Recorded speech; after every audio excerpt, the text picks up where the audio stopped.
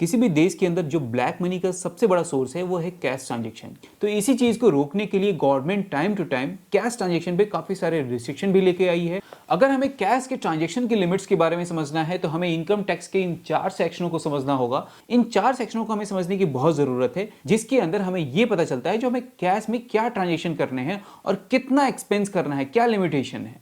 तो पहला सेक्शन है हमारा सेक्शन 40A सबसेक्शन 3, जिसके अंदर बताया गया है जो अगर आप अपने बिजनेस में कोई एक्सपेंस करते हो और अगर वो बिजनेस एक्सपेंस की जो वैल्यू है, जो अमाउंट है, अगर वो 10,000 रुपए से ज्यादा की हो रही है तो वो कभी भी आप कैश में ना करें। अगर आप कैश में करते हो तो उस एक्सपेंस को डिसअलाउ कर दिया जाएगा, इनकम टैक्स में उसे कंसीडर नहीं किया जाएगा।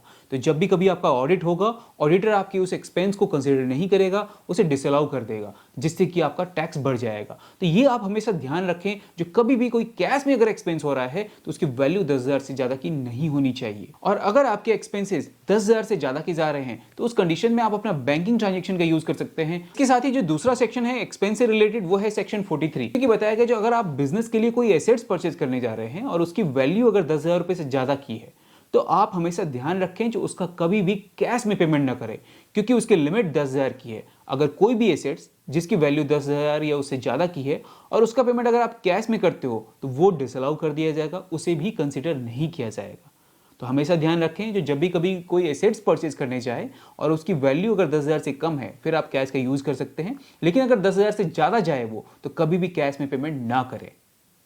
तो ये तो बात हो गई एक्सपेंसेस से रिलेटेड, जो अगर आपको कैश में अगर एक्सपेंस करना है तो आप कैसे करोगे और क्या लिमिट्स हैं उसके।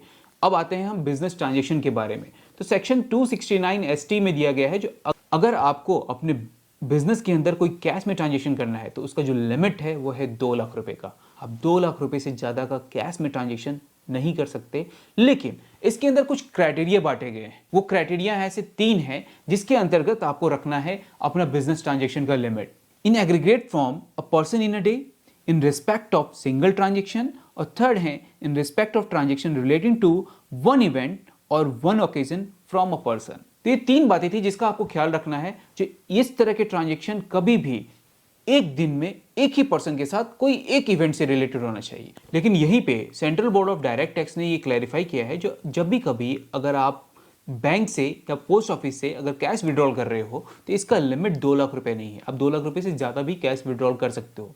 मतलब उस कैश ट्रांजेक्शन की लिमिट को बैंकिंग सेक्टर या पोस्ट ऑफिस से अगर आप विड्रॉल में कंसीडर नहीं किया गया है, आप उससे ज्यादा भी विड्रॉल कर सकते हो।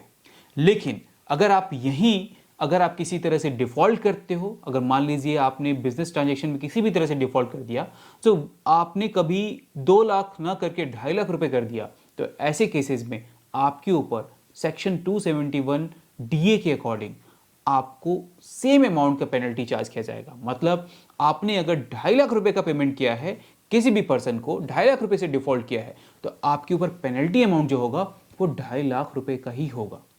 अब यहीं पे एक दूसरा सेक्शन आता है जो अगर आप किसी भी पर्सन से लोन या डिपॉजिट अमाउंट लेते हो या फिर उसे देते हो तो उसकी वैल्यू, उसका जो लिमिट है वो 20,000 से ज़्यादा का नहीं होना चाहिए। अगर आप किसी भी केस में अगर आप 20,000 से ज़्यादा के अमाउंट देते हो तो यहाँ भी आपका सेम अमाउंट का पेनल्टी चार्ज किया जाएगा आपसे। तो ये थे कुछ कैश ट्रांजेक्शन से रिलेटेड लीगल प्रोविजन जो कि इनकम टैक्स एक्ट में मेंशन किया गया है। वीडियो पसंद आए तो इसे लाइक करें और इसी तरह की लीगल जानकारी के लिए चैनल को सब्सक्राइब करके बेल आइकन हिट कर लें ताकि आगे आने वाले वीडियो भी आप तक पहुंच पाए।